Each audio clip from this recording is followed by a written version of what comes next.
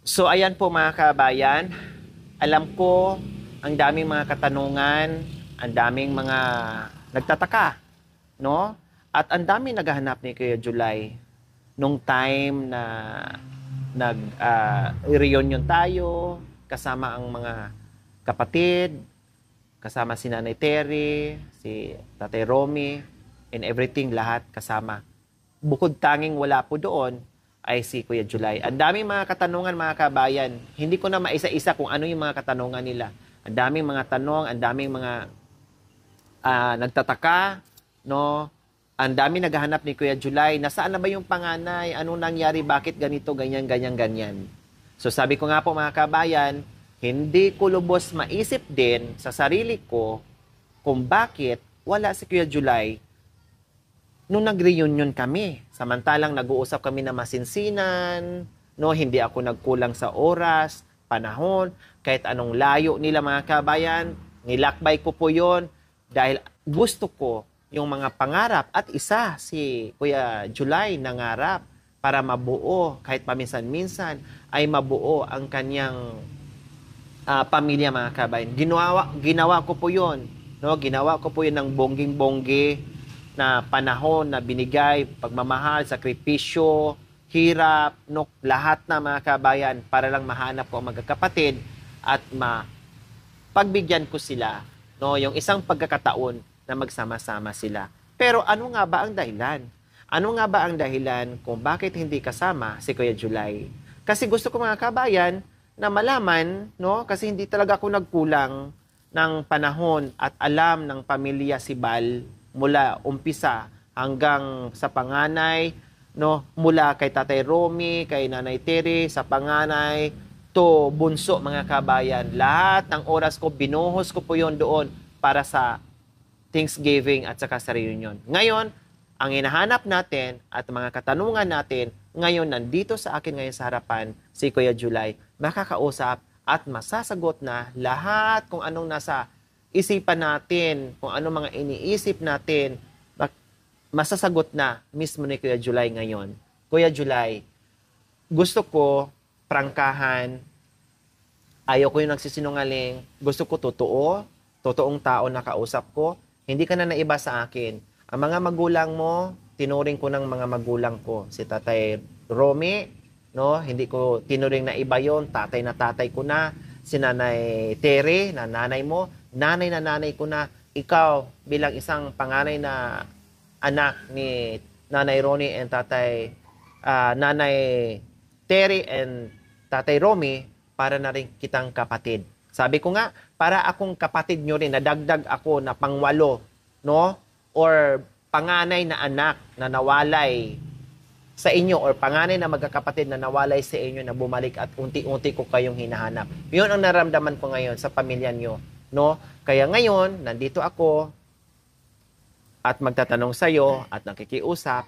Gusto ko na totoo ka sa akin, magtapat ka sa akin kung ano ba talaga ang dahilan na hindi kayo dumating sa reunion. Kuya July, nasaan kayo sa mga panahon na yung nag-reunion kami? Nasaan ka? Nasa bundok po ako. Saang bundok? Doon po sa pinuntahan niyo. Doon sa dulo pa. Okay, bahay mo dito, Opo. yung napuntahan ko. 'Di ba? Dumiretso kami doon na may mga kamag-anak kayo. Opo. So nandoon kayo. Isa pa po, doon pa sa dulo. Pinakadulo po. Okay, may mga bahay dito. Opo. So doon pa. Doon pa sa Dulong-dulo. Opo. Okay. Kaya hindi po ako nakapunta kung kahit na ano man po sabihin niyo, kung hindi naman po ako na galit. Kasi hindi ko man alam na ang reunion na yung palang araw na yun. Kasi Okay. nasa bundok ako. Okay, sige. Nasa bundok ka, pumunta ka pa sa pinakadulo-dulo. Dulo na nga sa inyo dito, nandito yung kamag-anak mo, pumunta ka pa talaga doon sa dulong-dulo. Ngayon, Kuya July, nung sinabi nila na tinatanong at hinahanap kita, ang sabi nila ni Kuya Bigay, wala ka doon sa bahay mo. Opo, nasa dulo. Hindi ka hinanap. Kasi pinasundo kita doon eh. Hindi. Kuya Bigay, pwede ba? Utusan mo na kita ngayon, sunduin mo si Kuya July doon. Si Kuya Bigay, pumunta din doon sa bundok. Pinuntahan ka. Pero ang balita ni Kuya Bigay, wala kayo doon sa bahay nyo. wala din. At ang sabi na ng kamag-anak nyo, umuwi ka daw ng Villa Maria, umuwi ka daw dahil bumili ng UC, bumili ng sigarilyo and everything. Hinanap kita sa Villa Maria, pinahanap kita, wala ka rin. Oo. Pinahanap kita sa mismong barangay mo, sa Diaz, wala din makapagsabi na nandoon ka. Pero, nag-usap na tayo, Kuya July, na magkikita tayo sa Martes, Tuesday. Opo. 'Di ba? Martes dahil makikilibing ka, tama? O, yan ang sabi mo sa akin, 'di ba? Sabi ko, o sige, bababa ka ha. Tinanong pa kita, sino ang kasama mo? Ang sabi mo, si Nanay Jima at si Kuya Bigay, makikipaglibing ka. Ang sabi ko sa iyo, okay, sige, balik ka, Kuya July ha. Sigurado yung balik ka sa Tuesday. Kasi nga, ang ano natin, ang reunion natin, Huwebes na. Oo. Okay, puspusan ang ikot namin sa mga magkakapatid. Ikaw lang ay hindi nasabihan. Kasi nga, sinabi nga na nasa bundok ka, and then sinabi mo na magkita tayo ng Martes kasi makikipaglibing ka. Pero bakit hindi kayo napunta nung nilibing ang tsuhin mo? Bakit hindi kayo napunta? Hindi po ako nakapunta dahil nasa bundok ako. Pinahuli kami ng baka. Baka ni Valencia. So, nandoon ka sa pinakasulok Opo, dahil doon pa sa dulo. sa baka, Opo. dulong-dulo. Pinakadulo. Okay. And then, Kuya July, sinabihan din kita, kaya binigyan kita ng bigas, naalala mo? Pinawian kita ng bigas, no? Naalala mo na pinawian kita ng bigas, sinadya ko yun na magpawin ng bigas kahit daw sa mga kapatid mo o kay Nanay Terry. At sinabihan din kita, Kuya July, kung saan ka pupunta, magsabi ka ha, Kuya July, huwag kang lalayo na alam mo naman na meron na tayong nabuong usapan sa reunion nyo. Pero ginawa mo pa rin. Lumayo ka pa rin, pumunta ka pa rin sa lugar na hindi namin alam. Buti sana kung ang ginawa mo, pumunta ka doon sa dulo, nagsabi ka sana isa sa kamag-anak mo doon, kasi marami naman yun, nagsabi ka sana, ate, kuya, nanay, lolo, lola, pag hinanap ako, pakisabi naman ha, kasi may reunion kami, baka biglas lang darating, pakisabi naman na nandun ako sa dulo ha, para matawagan ako or mapuntahan ako. Dapat ganun ang ginawa mo. Nakalimutan ko po. Oh. Siyempre, pag sinabi ng Huwebes ang reunion, hindi na pwedeng i-cancel yun kasi nagluluto na tayo. Naka-order na tayo ng lechon. Higit sa lahat yung lechon kasi in-order na natin yon. Pag sinabing in-order, 2 to 3 days, kailangan ma-deliver yung lechon. Pag i-cancel mo yung schedule natin sa reunion, hindi pwede. Anong gagawin natin? Papakin natin yung lechon na ang kay laki-laki ng lechon. Oh. 'Di ba?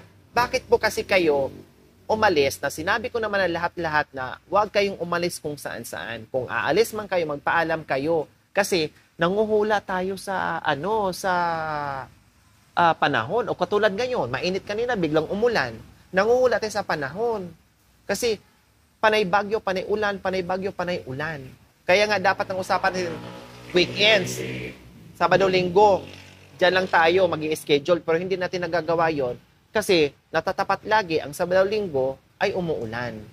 Kuya July, nabanggit ko kanina sa inyo, napapansin kita, huling pagkikita natin, Lunes. Tama? Kasi umalis kayo ng Martes, puntang bundok, bumalik ka kinabukasan. Lunes tayo nagkita. Nung Lunes tayo nagkita, parang napapansin ko sa mukha mo, ay may problema ka, hindi katulad nung mga nakaraang pagsasama natin na masayahin ka, kumakanta ka, lahat na, nandoon na ginagawa mo. Nung Lunes na huling pagkikita natin, malungkot ka hanggang ngayon. Kanina napapansin kita, tinanong kita, Kuya July, may problema ba? Ano bang problema ni Kuya July? Pwede mo bang sabihin sa akin, maintindihan kita, matulungan kita kung anong problema ni Kuya July na dating masiyahin, na kahit gaano kahirap yung buhay, pero bakit ngayon bigla kang nagbago yung aura mo na may bitit-bitit ng problema, na may tinatagong problema na hindi masabi-sabi. Ano yon? Wala naman po. Sigurado ka? Opo, hindi Kasi naman po. Wala naman po talaga. walang problema. Wala po. O bakit mo parang naging malungkot ka? Wala po. Ha? Wala po. Nagsiselos ka ba sa mga kapatid? Hindi po. Nagtatampo ka ba sa mga kapatid? Hindi naman po. Masaya naman po. Kay nanay, kay tatay mo, nagtatampo ka ba? Hindi po. Masaya ka ba sa nangyari? Opo. Anong naramdaman mo nung nalaman mo na nag-reunion ng mga kapatid mo tapos ikaw wala? Sakit din po. Kanina ko lang nalaman. Sa asawa ko. Kasi 6 na araw kayo walang nawala. 6 na araw kayo nawala. Nalaman mo sa asawa mo na pag-uwi mo, no? Anong naramdaman mo? Medyo na ano lang loob ko na hindi ako nakasama. Sino ngayon may kasalanan, Kuya July? Ako rin po. Ako pa may kasalanan. Bakit hindi po kayo nagpaalam na pupunta kayo ng malayo sa isa sa mga kaanak nyo na marami naman kayong kaanak? Na Nakalimutan ko lang, nagpaalam doon kay Tito nung umuwi sila. maitanong ko kay July, Tatay Joy. bilang kapatid, para nakitang kapatid kapatid na kita, no? Ano ba ang dahilan bakit parang napapanay ang inom natin? Wala naman po. Ha? Wala naman po. Gusto mo lang uminom. Ako gusto ko lang. Umiinom ka, kumusta yung mga bata? Pagkain ng mga bata? Meron. Binibigyan ko. Kahit nagiinom ka, sinisigurado mo Ako po. na Sa pagkain po ng mga bata. nagbibigay ka ng pagkain sa mga anak mo. Ako po. Maitanong ko lang din, Kuya July, bakit hindi kayo nagsasama ni Ate May? Na ibig kong sabihin, nagsasama sa isang bubong, sa isang bahay. Bakit hindi siya hindi mo siya doon dinala para magkasama kayo? Bakit dito siya nakatira at ikaw doon nakatira? Bakit? Kasi pa ayaw umalis ng biyanang ko dun sa kanila. Kaya pinapabayaan ko. May bahay naman ako. Bakit hindi siya aalis doon sa Dahil- biyanan mo? Dahil walang nag-aalaga sa kanila. Walang nag-aalaga sa Sa biyanang ko. biyanan mo. Malalakas pa naman sila. Ewan ko sa kanila. Basta tayo nila po. Isama sa akin pag... Nakakapag-alaga ng mga anak mo nga mga apo niya At saka may mga kapitbahay naman ng mga anak. Ewan ko sa kanila. Hindi ko rin alam eh. Pero ang gusto mo ay makakasama mo yung pamilya mo. Opo. Saan? Doon sa bahay ko po. Doon sa bundok. Hindi, dito meron din ako bahay. May dito. sarili kayong bahay? Meron. Saan? Banda? Housing din. Sa O housing. sino ngayon ang nakatira sa bahay niyo? Ano lang, pinaupa ko na lang. Sila rin ang kumukuha ng ano. So, pinangulog. So ang bahay niyo ngayon na bigay, yung housing, may ibang nakatira, Pinahulog ko na lang sa ano. Merong- Yung nagtatrabaho doon sa taas. merong umuupa doon. Okay. Kasi ang mag-ina mo, doon nakatira kay nanay mo. Okay. So magkano ang upa sa bahay? 4,000 po. 4,000. Oh, Ngayon, saan na pupunta yung sa kanila, bayad? Sa kanila po. Wala, hindi mo kinukuha. Hindi ko po sila. Lahat yun, 4,000 doon kay May.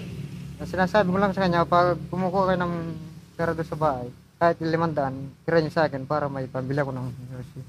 Saka pagkain ko doon sa taas. Yun lang ang kahilingan mo. Pero, bukod doon sa kinikita mo, or kinikita ni May buwan-buwan doon sa bahay, kumusta yung kita mo? Saan na pupunta? Pumupunta po sa kanila po. Binibigay mo. Okay. Bukod yung pang-inom mo. Bukod po. Kasi napansin ko kay July nagiging madalas yung pag-inom mo. Nagiging madalas yung pag-inom mo, no? At inaalala ko lang, yung mga anak mo, sabi ko, mga babae pa naman ang mga anak mo. Ang gaganda ng mga anak mo. Mga babae pa naman mga anak mo, ang gaganda ng mga anak mo. Ang concern ko dito is yung mga bata. Siyempre, ayaw natin maggutom, gusto natin mag-aral sila and everything. Bilang isang pamilya, siyempre, lahat ng sakripisyo, lahat ng hirap, gagawin yun para sa mga anak. Diba? So, ang nabanggit sa akin ni May, ganito kay July, ikaw daw ay gusto sana niya na magkasama kayo doon sa bundok. Tama ba? Tama ba? Gusto mo daw sana makasama siya doon sa bundok. Kailang ang mga bata daw hindi pwede kasi nag-aaral. Ilang bang anak ang nag-aaral? 3 lang po. 3 anak mo nag-aaral na? Okay. Yung panganay. Ilang taon na ba yung panganay? 10 na tayo. 10. Pangalawa? Wala lang po, 10. May 12 yata yung panganay. Tapos yung isa, 12 panganay, 10 yung pangalawa. Sunod, 6 yata. o anong grade ng panganay? Hindi ko rin alam sila kasi nagpapag-aral.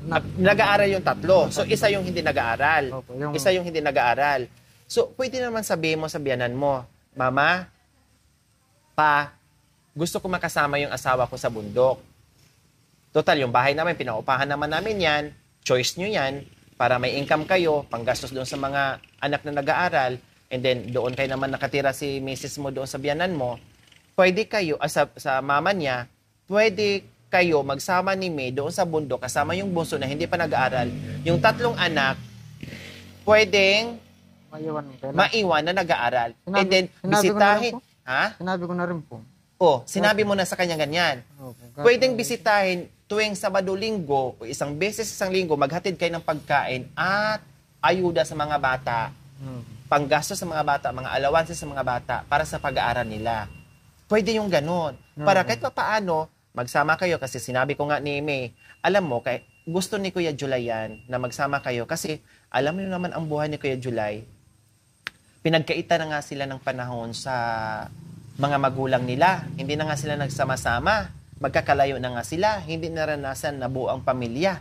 Plus, yung mga kapatid, ganun din. Nagkanya-kanya ang buhay nila, direction ng buhay nila kung saan sila napapadpad.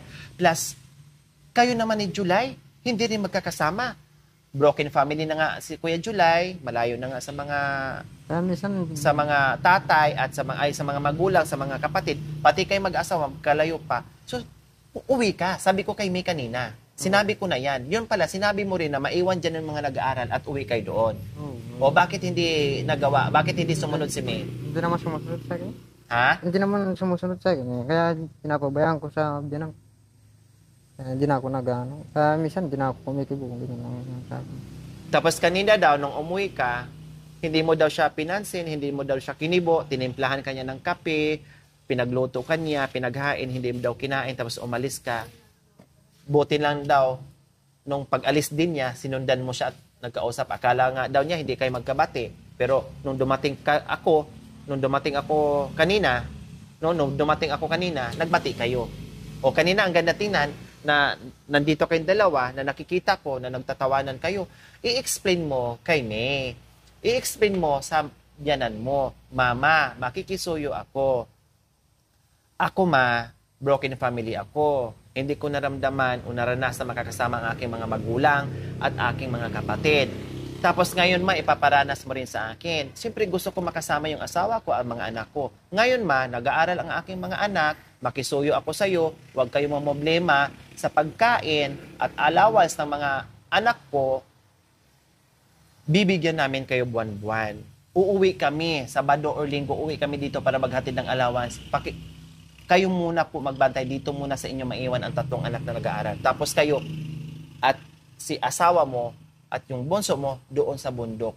Sinabi ko na kay May kanina, at ikaw din bilang isang lalaki, manindigan ka. Bilang isang pamilya, manindigan ka, karapatan mo yon dahil lalaki ka, asawa ka, karapatan mo yon. Dahil sila biyanan mo lang yan na kaagapay mo, pero ang masusunod doon, ikaw pa din kasi ikaw yung asawa. Kaya lang, may pakiusap ako sa iyo at makikiusap ako bilang kapatid mo, Kuya July. Pag nangyari yun na magkasama kayo doon ni Ate May, iwasan mo ang pag-inom. Kasi sabi ko nga sa kanya, okay, sige, intindihin natin ngayon si Kuya July. Baka nagagawa lang niya ang pag-iinom, nagagawa lang niya ang ganyan ngayon. Kasi sa kahilingan niya na magkasama kayo, hindi mo na ibigay. Kaya nililiwang-libang niya ang sarili niya na mag-inom, magbarkada o ano. Kasi sa simpleng kahilingan, hindi mo maibigay. Ngayon, punta ka doon, uwi ka ngayon. Punta ka doon ka tumira, magsama kayo. So, halimbawa, pag nagsama kayo doon ni Ate May, may ipapangako mo ba sa sarili mo? Hindi sa akin, hindi kay May. Number 1, sa sarili mo, maipapangako mo ba sa sarili mo na mabago mo yung style mo na maya-maya inom, araw-araw inom, and ano pa, mababago mo ganyan, maipapangako mo sa sarili mo, Kuya July. Ha? Pag nandoon na yung mga mag-iina mo. Kasi siyempre, baka mamaya din, natakot din ang biyanan mo, baka mamaya, nandoon si May, nandoon yung mga anak mo, panaylasing mo, baka mamaya, bug-aray ka na, nananakit ka, bubugin mo, o magkaroon ng trauma doon si May, o maglasing-lasing ka doon madalas, baka isa din yun sa pinapangamba ng mga biyanan mo kapag nandoon si May. O, di ba? Siyempre ako bilang isang magulang, mag-aalala ko, malayo pa naman yon. Lasinggero ng asawa ng anak ko, baka mamaya bugbugin, baka mamaya sasaktan, o baka mamaya ganito. Nananakit ka ba ng asawa? Hindi. O, tinanong ko rin kay May, hindi naman din. Pero, ang pakiusap, pag nakasama mo na sila doon, hanggat maari, kung umiinom ka, huwag araw-araw. O sige, sabihin na natin, 1 linggo, 1 beses, sige, okay na yun. Kontrolin ang inom. Kasi Kuya July, kahit anong hirap ng buhay, basta wala ka lang sakit, kahit anong bigat ng trabaho, magagawa mo yan. Pero mahirap na nga ang buhay, may sakit ka pa, wala na. Lalong problema. May sakit, walang makain, paano yung mga bata na ikaw yung inaasahan? Tama ba yung sinasabi ko, Kuya July, bilang isang kapatid o hindi? Tama po. Yun lang naman ang sa akin. Gusto ko maging masaya. Gusto ko iparanas sa iyo yung buhay may pamilya na hindi mo naranasan sa mga magulang mo at sa mga kapatid mo. Ngayon, ayusin mo. Sabi mo nga, bakit naging ganito yung buhay niyo? So ngayon, yung naranasan mo, wag mo ipadana sa pamilya mo ngayon. Ayusin mo, nabuo kayo, hindi kayo watak-watak, magmahalan kayo sa hirap at ginhawa, na magkasama kayo, no? Nabuo kayo na hindi watak-watak. Gusto mo rin ba ang nangyari sa iyo, sa pamilya mo na watak-watak, ikaw din watak-watak? Hindi po. O wag mo nang iparanas. Gawin mo na. Umpisahan mo na ngayon. Pag-usap kayo mag-asawa na ayusin nyo na yung pagsasama nyo, kausapin mo si biyanan mo, magkaintindihan kayo para maganda at hindi magulo yung pagsasama nyo. Ngayon, Kuya July, meron pa talaga akong isang balita na hindi lang galing sa isang tao, sa 2 tao, sa 3 tao, 4 na tao, marami. Pero sa pamilya mo to galing. Hindi ko na isasahin na kailangan ko pang magsabi kung sino o magturo kung sino nagsabi. Nalaman ko na merong chismis ba ito or totoo ba ito. Hindi ko alam. Gusto ko ang kasagutan kung chismis ba ito or hindi, magagaling sa iyo. Pero gusto ko sa iyo yung magsasabi ng totoo. No, Kuya July, ha? Kuya July, ito kasi ang pinakadahilan kung bakit wala kayo sa reunion. Tinanong kita kanina, Kuya July, wala bang ibang problema? Wala. Pero inunahan kita, 2 araw o 2 beses na nakita na mabigat ang mukha mo, may dala-dala kang problema, pero tinatanong kita, pero sabi mo, wala kang problema. So ngayon, Kuya July, in-explain ko na sa'yo, sinabi ko na sa'yo, tinatanong kita pa ulit-ulit kung may problema ba, mayroon bang nangyari na hindi maganda. So ang isa pa lang rason, Kuya July, kung bakit hindi ka nakadalo sa reunion mo ay merong hindi magandang nangyari. Alam mo yung Kuya July kung ano? Ano po yun? Ha? Ano po yun? Ang nangyari daw na hindi maganda, na naging dahilan sa hindi mo pagsipot sa reunion, na kung bakit napunta ka sa dulo, nagtago ka, bigla kang naglaho, nag-disappear ka, and everything, ay tungkol kay... Wala po. Totoo ba yun o hindi? Hindi po. Hindi ko po kahit anong gawin ko. Hindi.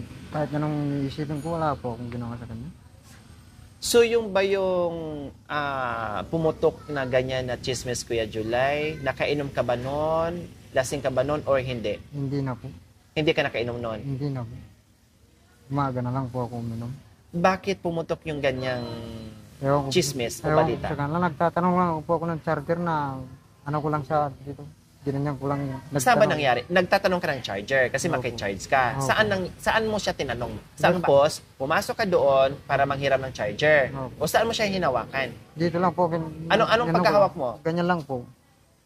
Pagiram ako ng charger. O, tapos? Charger ng biyanan mo. O, parang kinalabit mo lang. Opo. Kasi mahina din ang pandinig ni Opo. di ba? Ganun Mahina po. kasi ang ngayon, kinalabit niya, hiram Opo. charger. So ngayon, anong reaction ni... Naganap po niya sa charger. Tapos umuwi po sa kanila. Umiyak daw. Wala naman akong ginawa. Ako.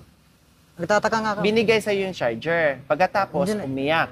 Hindi Ay, na hindi po. ka na binigyan ng... Hindi na po. Ako na lang naganap doon sa taas.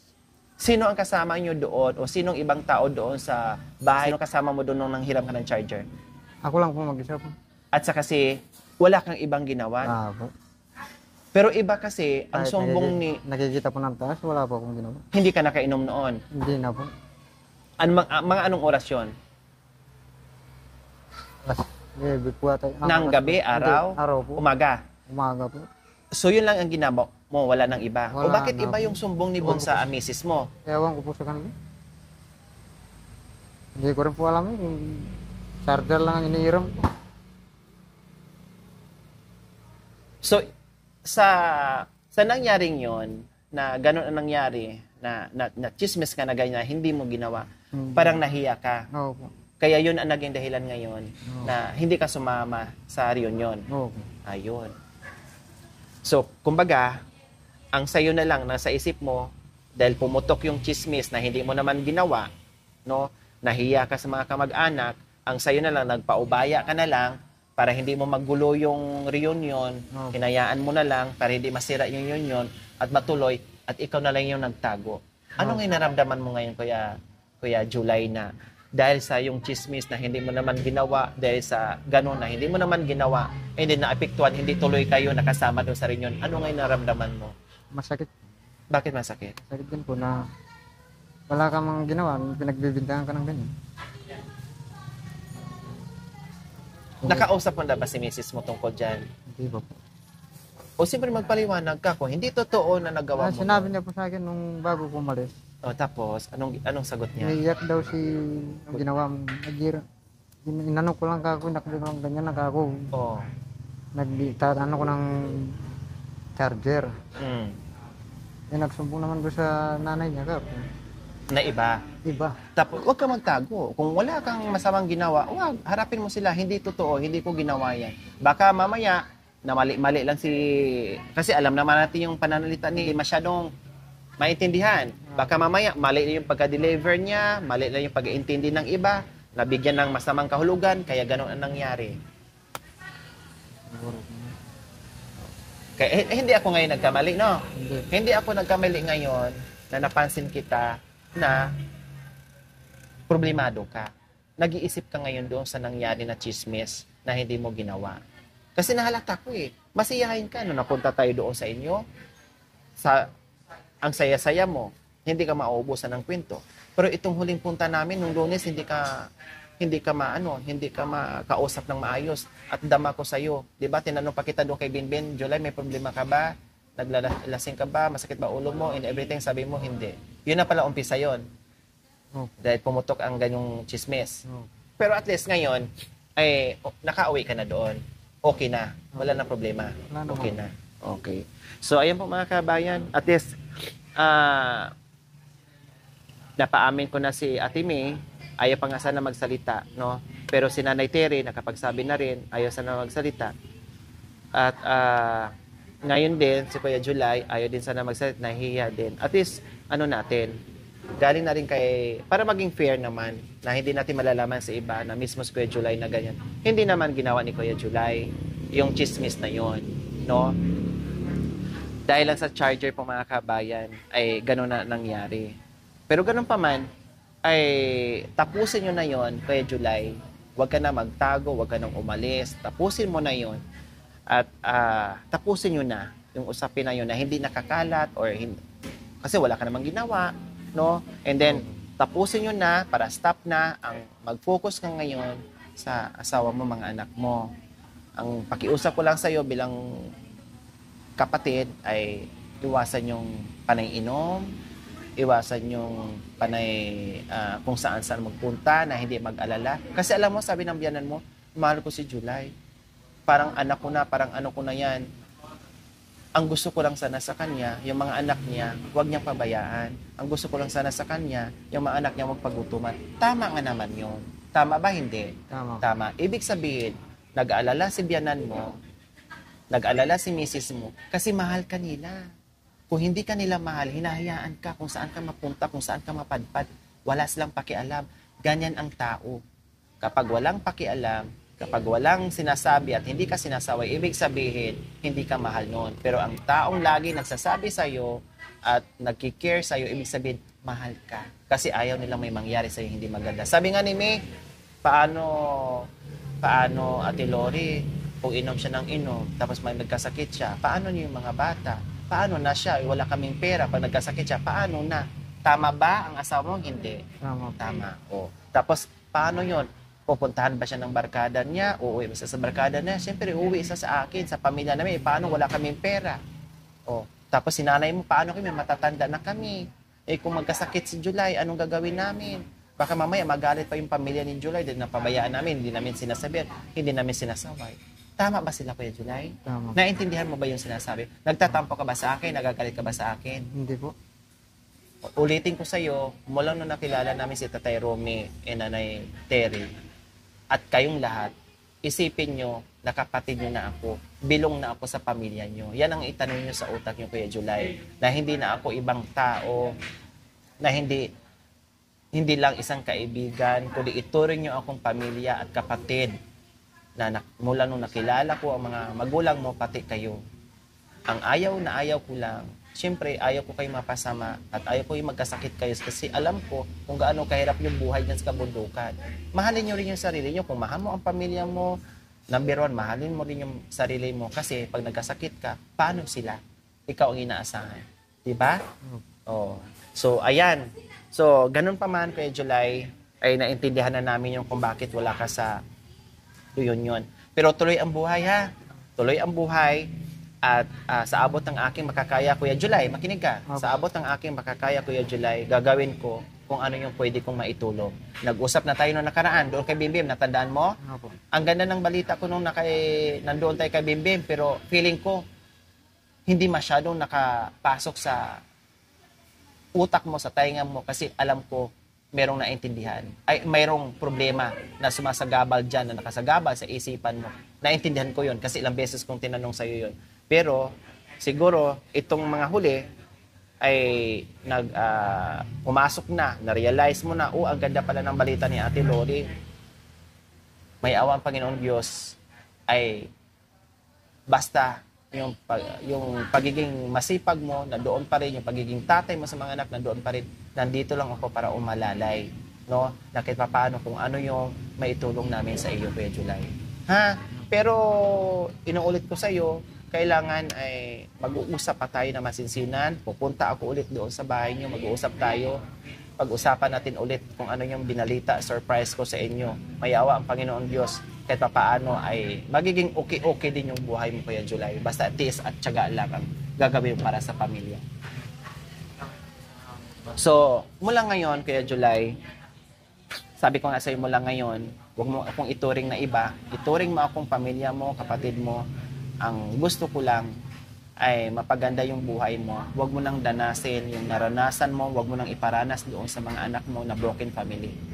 Umpisahan mo na. Napakabata mo pa. Umpisa ka na ngayon para sa pamilya mo, para kahit paano na hindi magaya sa kung ano naging pamilya mo rin ni Nanay Terry and Tatay Romy. Umpisa ka na, bago tayo maghihiwalay or maghihiwalay tayo mamaya, umpisahan mo na kung anong dapat mong gawin para ikabubuti sa pamilya mo, gagawin mo na. Ako nandito, nakasuporta at aalalay sa'yo, tutulong sa'yo sa abot ng aking makakaya na mapagaan at mapaayos ang buhay nyo magpamilya. Okay, Kuya July? Okay. O walang tampuhan, walang galit. Naintindihan na natin ang mga bagay-bagay ngayon. Ayaw ko na nakikipag-away ka pa doon. Ayaw ko na sumbatan mo pa si Nanay Tere. Ayaw ko sumbatan mo pa si Nanay Gemma. Ayaw ko sumbatan mo pa si Kuya Bigay. Ayaw ko sumbatan mo pa yung asawa mo. Ayaw ko sumbatan mo pa yung biyanan mo. And sa lahat na nandun nakapalibot sa'yo, ayaw ko na manumbat ka pa, magwala ka pa, in everything. Kasi pag narinig ko yun, baka mamaya yung napag-usapan natin na surprise at yung biyaya, baka mamaya hindi ko na maibigay yon o hindi ko na gagawin yon. Tama na yon at huwag ka na makipag-away kasi hindi naman natutuo. Tapos na yon. Kasi pag makipag-away ka pa, lalong puputok ang balita. Ibig sabihin, nakipag-away ka, totoo kasi nakipag-away ka. Hayaan mo na yung kwento, hayaan mo na yung chismis. No? Hayaan mo na yung kwento, hayaan mo na yung chismis. Focus ka na lang sa pamilya mo, sa mga anak mo, magtrabaho. At focus na lang natin kung ano yung dapat mong gagawin sa'yo para sa pamilya mo. Ganun na lang, ne?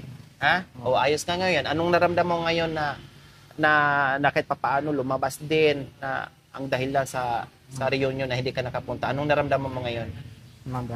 Magana ang pakiramdam ko. Ngayon na lang. Gumaan yung pakiramdam mo Kahit na nalaman. hindi ako nakapunta sa reunion, nagpapasalamat ako. Kahit nandun ang mga kapatid ko, pasensya na po. Hindi ako nakadalo sa reunion. Tama. Magandang sabi mo yon. Anong mensahe mo sa mga sponsors natin na nagmahal ni Tatay Romy, nagmahal ni Nanay Tere, nagmahal sa inyong lahat, na ikaw yung inaasahan na panganay ka, pero wala ka doon. kausapin mo sila, i-explain mo anong mensahe mo sa kanila, Kuya July. Oras mo na para magpaliwanag. Sa akin po na pasensya na po kayo kaya hindi ako nakapunta ng reunion. Dahil may inaano ako ng problema, maraming iniisip. Kabuhayan, saka sa may iba pa. Lalo na sa mag-ina ko, hindi ko maisasama sa bundok. Kasi dahil nag-aaral yung mga anak ko, hindi ko siya maisama. Kaya pasensya na po. Yun lang po. Sabi. Ayan. So, Salamat. ibig sabihin ni Kuya July po, mga kabayan, yung mga nangyayari ngayon sa buhay ni Kuya July, yung pag-iinom, yung kung ano-ano ay dahil sa mga nangyayari, maraming kadahilanan, dahil sa buhay-buhay, dahil sa asawa hindi nakakasama, sa mga anak, at mga iba pang problema, kaya nakukuha o nililibang niya ang sarili niya sa ganyan. So marami. So naintindihan naman natin yan. Pero, Kuya July, huwag tayong magpapatalo. Huwag tayong magpapatalo sa problema. Kasi pag nagpapatalo tayo sa problema, kawawa tayo. Diba? Ang maepektuhan, pag natalo tayo sa problema, kawawa tayo, ang maepektuhan is yung mga bata. At kayo magpamilya. Okay lang, laban ng laban. Sabi ko nga sa'yo, mula na nandito ako, gagawin ko rin yung best ko kung ano yung pwede kong maitulong na kahit papaano mapagaan. Kaya huwag magpatalo sa problema, harapin. No? Kaya mo yan. Kaya mo yan. Kaya mo nga doon, sobrang hirap yun. Yung problema pa kaya hindi mo kakayanin. Kaya mo yan. No? Huwag mong kakalimutan, umpisahan mo na para sa pamilya mo. Ha? Okay. So, ayan po mga kabayan, narinig na po natin yung panig ni Kuya July. Aminado naman siya na hindi umattend dahil may problemang dumating. Hindi nakakasama ang pamilya dahil nag-aaral ang mga anak at pinapaliwanag ko naman kay Kuya July na pwedeng magawa ng paraan yon, maiwan ang mga bata, nandiyan naman ang biyanan, and then uwi sila doon at huwag na mag-away-away. Magkasundo na ang lahat. No? Hindi naman din nananakit. Ito lang naman, in fairness naman, hindi nananakit. Sinasabi nga ng misis niya, si July, hindi daw nagbubunga nga o hindi nananakit. Kapag nagtampuhan sila, o pag halimbawa, pag sawayin siya na, July, huwag na masyadong mag-iinom, baka mamaya magkasakit ka. Ang gagawin ni July, hindi na lang kikibo, no? Aalis na lang ng bahay. Lalabas ng bahay, hindi kikibo, umiiwas na lang, tapos nagpapalamig ng ulo. Pag lumamig na yung ulo, saka babalik sa loob ng bahay. So, maganda yung ginagawa niya, no? Na hindi sila sasabong, hindi